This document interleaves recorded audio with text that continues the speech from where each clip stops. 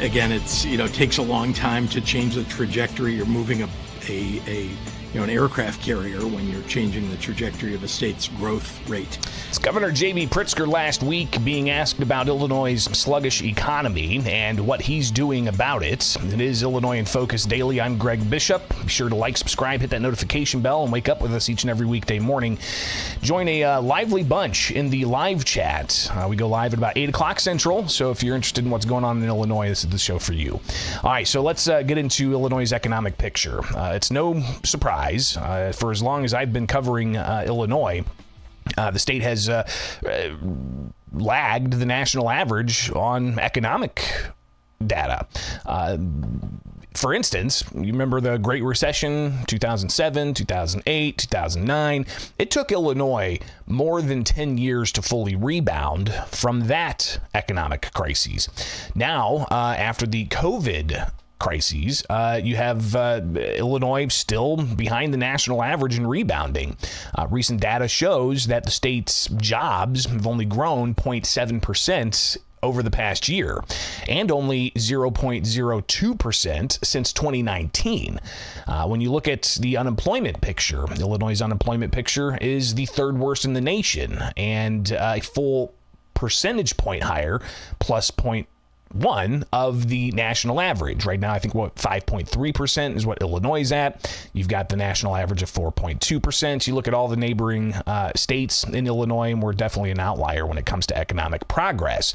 But we've heard, in the past from elected officials, and including Governor J.B. Pritzker, about Illinois being a major hub for the nation's infrastructure, for the nation's supply chain, getting things where they need to go, rail, ports, highway systems, and such. So you would think we'd have a huge advantage when it comes to propelling the economy forward.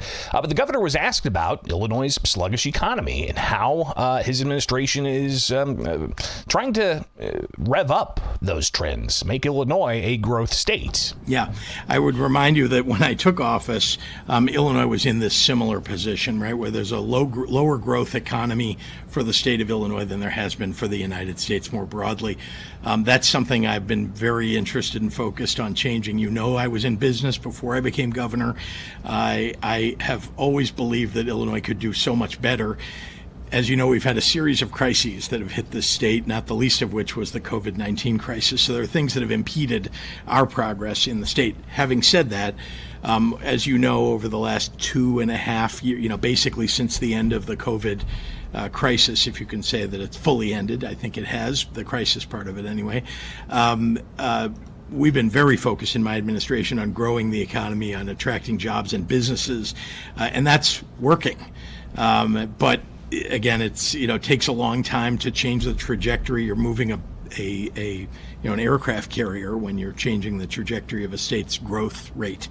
But we're making progress, and I look forward to, you'll hear some announcements as you have in the past. I don't make these things up. People often have asked me, when are we going to hear and then you hear them, but nobody takes into account that I promised them and I delivered them. And you'll hear more announcements about that as well. So the governor obviously talking about announcements of businesses coming. I believe last week he announced IBM was going to be part of the quantum campus up in Chicago. They're getting state grant dollars. That whole operation up there is getting all kinds of tax benefits. But the governor's also highlighted tax credits for electric vehicle companies, tax credits for data center development in the state, tax credits for this and that and such.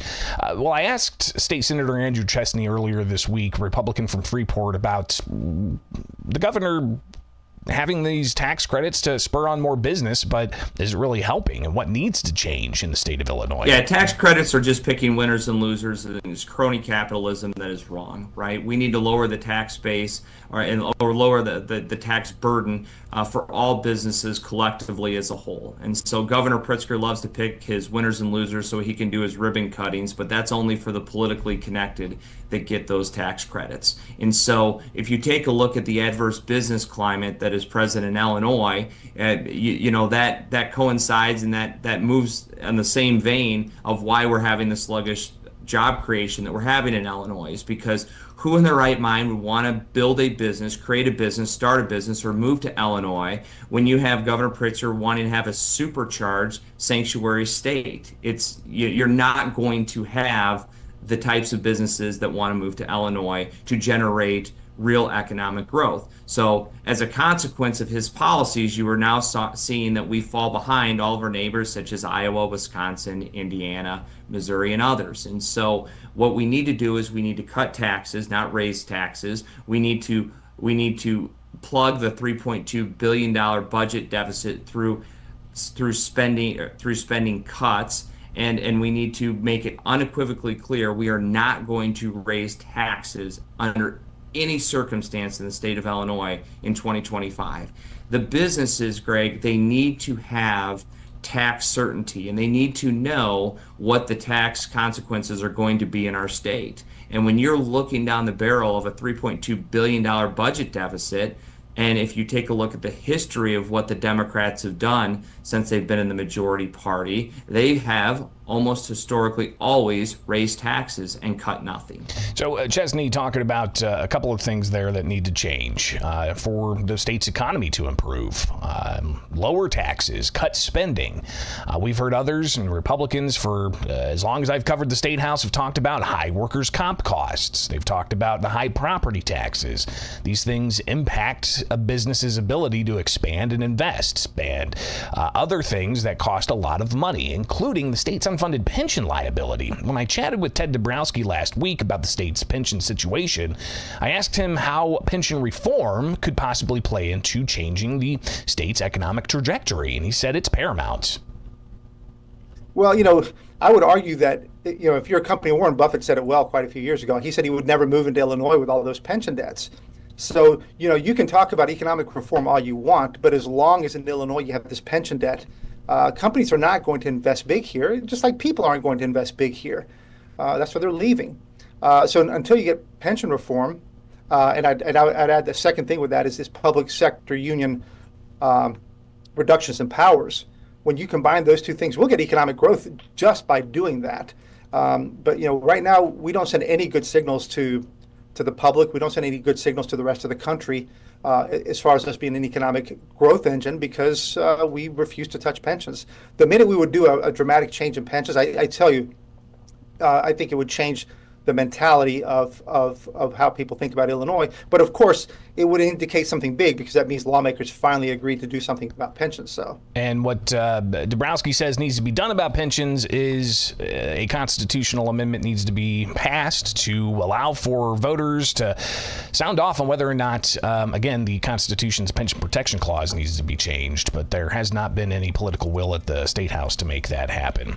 It's Illinois in Focus Daily. I'm Greg Bishop. Like, subscribe, hit that notification bell. Wake up with us each and every weekday morning for the latest here in Illinois.